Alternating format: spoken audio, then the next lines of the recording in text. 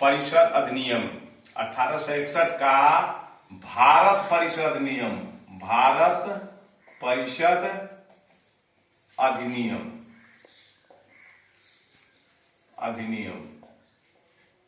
अब आइए ताज के शासन के, ताज के शासन के तहत, ताज के शासन, ताज के शासन के अनुसार, के आधार पर, के आधार पर, ताज के शासन के आधार पर यह दूसरा अधिनियम था। पहला था 1858, दूसरा 1861।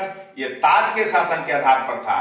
तो इस अधिनियम की मुख्य बातें क्या थी कि 1857 में जब महान क्रांति हुई थी, 1857 के महान क्रांति के बाद, महान क्रांति के बाद, 1857 के महान क्रांति के बाद ब्रिटिश सरकार को यह महसूस हुआ, ब्रिटिश सरकार को, ब्रिटिश सरकार को यह महसूस हुआ, यह महसूस हुआ, यह महसूस हुआ कि 1857 के महान क्रांति के बाद ब्रिटिश सरकार को यह महसूस हुआ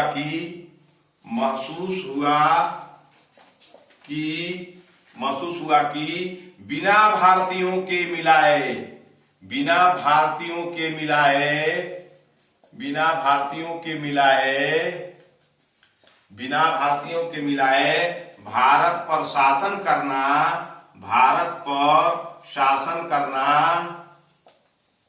अब कठिन होगा, अब कठिन होगा, अब कठिन होगा। इसलिए संसद ने जब देखा कि 1857 में महान क्रांति हो गई, विद्रोह हो गया, गदर हो गया, सैनिक क्रांति हो गई और जो है संग्राम हो गया, स्वतंत्रता संग्राम छिड़ गया, तो अंग्रेजों को इस बात का एहसास हो गया कि अब बिना भारतीयों के मिलाए जो भारत पर शासन करना कठिन होगा। तो उसने, किसने, ब्रिटिश की संसद ने, तब ब्रिटिश की संसद ने, तब ब्रिटिश की संसद ने, तब ब्रिटिश की संसद ने 1861, 1892 याद करने की चीज है। इतना मेहनत से मैं आप लोगों को बताता हूं, अपना बहुमूल्य समय देकर, याद करने की चीज है। तब ब्रिटिश की संसद ने 1861, 1892 और 1909 तीन नए अधिनियम पारित किए, तीन नए अधिनियम पारित किए, तीन नए अधिनियम पारित किए, तीन नए अधिनियम पारित किए, 1861, 1892 और 1909 तीन नए अधिनियम पारित किए। 1861 का भारत परिषद नियम भारतीय संवैधानिक और रणनीतिक इतिहास में एक महत्वपूर्ण नियम था। ये 1861 का अधिनियम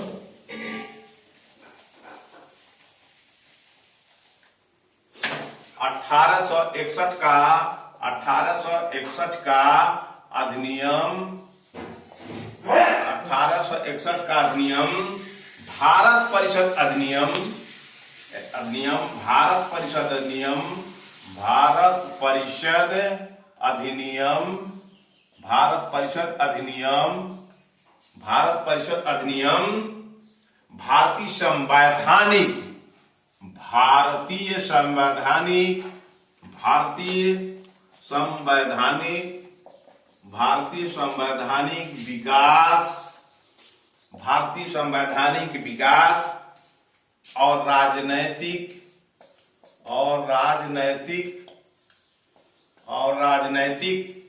इतिहास में, राजनैतिक इतिहास में एक महत्वपूर्ण अधिनियम था, एक महत्वपूर्ण इतिहास था, एक महत्वपूर्ण इतिहास था।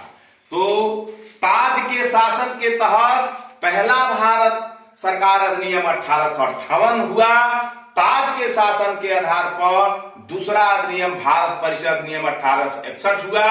1861 अधिनियम इसलिए बनाया गया, अंग्रेजों ने अपने संसद में पारित करके इसलिए बनाया कि अब 1857 में विद्रोह हो चुका है, भारत के लोग जाग चुके हैं, अब बिना भारतीयों को मिलाए भारत में शासन करना नामुमकिन है। इसलिए उसने 1861 का भारत परिषद अधिनियम बनाया। और भारत परिषद अधिनियम जो बनाया, इसमें भारतीयों को जो है प्रतिनिधित्व देने का प्रारंभ किया। आइए अब हम 1861 के 5 बिंदुओं पर बिंदुवार प्रकाश डालते हैं कि 1861 का भारत परिषद अधिनियम का पहला बिंदु क्या था।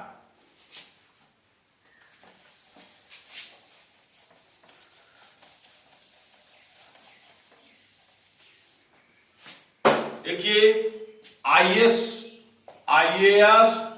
पीसीएस की किसी भी राज्य की परीक्षा में या संघ लोक सेवा आयोग की परीक्षा में यह सवाल भारतीय संवैधानिक विकास या भारतीय राज्य व्यवस्था के तहत आने जो है बहुत महत्वपूर्ण है। 1861 का भारत परिषद अधिनियम को अगर आप बढ़िया से पढ़िएगा, समझिएगा, तो कभी भी इससे सवाल पूछे जाएंगे और इंटरव्यू में भी पूछे जाएंगे कि किस अधिनियम के तहत भारत के लोगों को भारत के परिषद में सदस्यता दी गई।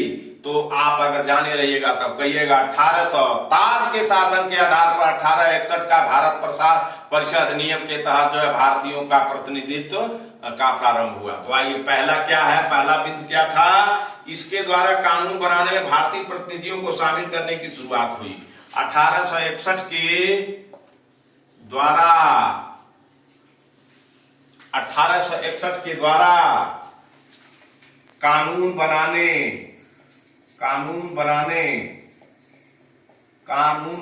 में जो है भारतीय प्रतिनिधियों को शामिल करने की शुरुआत हुई। भारतीय प्रतिनिधियों को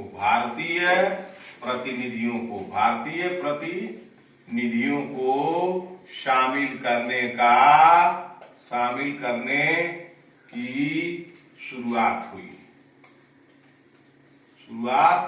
हुई। अगर आपसे पूछा जाए कि किस अधिनियम के तहत, भारतीय संवैधानिक विकास के किस अधिनियम के तहत कानून बनाने में भारतीय प्रतिनिधियों को शामिल करने की शुरुआत हुई, तो आप 1861 का भारत परिषद अधिनियम याद रखिएगा। ये कभी भी आईएएस, पीसीएस की परीक्षा में पूछा जा सकता है, इंटरव्यू में पूछा जा सकता है, और समान जनता के बीच में आप कह सकते हैं, या राजनीतिक रूप से भी इसको जानना जरूरी है, सामाजिक रूप से जानना जरूरी है कि 1861 बहुत महत्वपूर्ण अधिनियम था। इस अधिनियम के तहत कानून बनाने में भारतीयों के प्रतिनिधियों को शामिल करने की कवायद शुरू हो गई, यानी शुरुआत हुआ। इस प्रकार वायसराय कुछ भारतीयों को विस्तारित परिषद में इस प्रकार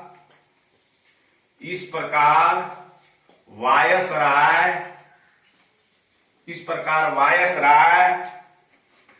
कुछ भारतीयों को विस्तारित परिषद में, वायसराय कुछ भारतीयों को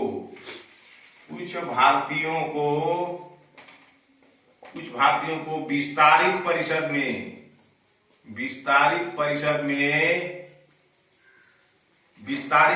में गैर सरकारी सदस्यों के रूप में नामांकित कर सकता था।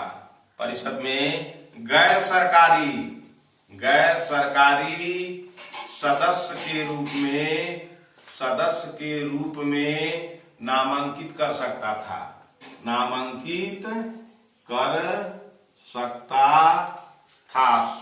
अब समझिए कि 1861 का भारत परिषद अधिनियम बनाया, उसमें कहा कि अब 1857 में विद्रोह हो चुका है, भारत के लोग जाग चुके हैं, अब जो है बिना भारतीयों को शामिल किए कानून नहीं बनाया जा सकता है। इसलिए वायसराय ने कुछ भारतीयों को विस्तार परिषद में परिषद का विस्तार किया। उसमें गैर सरकारी सदस्य के रूप में कुछ भारतीयों को नामांकित कर सकता था। कि कौन? वायसराय। तो यह भी सवाल आईएएस में पूछा जा सकता है कि वायसराय की पदवी किस अधिनियम से शुरू हुआ, तो वायसराय की पदवी 1858 के अधिनियम से शुरू हुआ।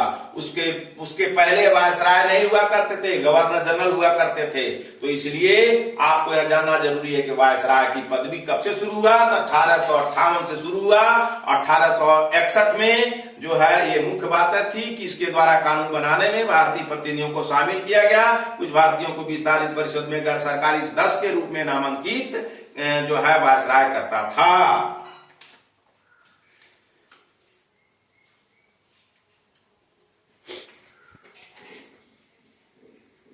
1862 में लॉर्ड कैनिंग के 3 भारतीय 1862 61 से शुरू हुआ। 1862 में लॉर्ड कैनिंग 1862 में लॉर्ड कैनिंग 1862 में लॉर्ड कैनिंग जो है 3 भारतीय राजाओं को कैनिंग ने 3 भारतीय राजाओं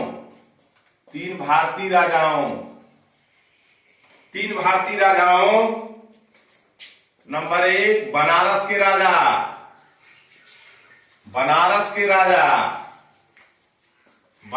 राजा, दूसरा नंबर 1 बनारस के राजा, दूसरा पटियाला के महाराज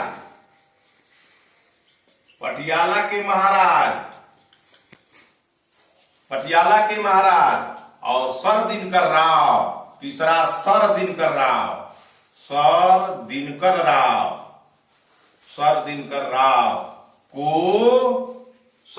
राव को विधान परिषद में मनोनीत किया। विधान परिषद में मनोनीत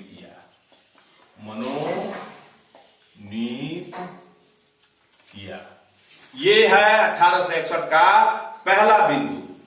1861 का पहला बिंदु यह है कि 1862 में लॉर्ड कैनिंग ने 3 भारतीय राजाओं को, बनारस के राजा को, पटियाला के महाराज को और सर दिनकर राव को विधान परिषद में मनोनीत किया।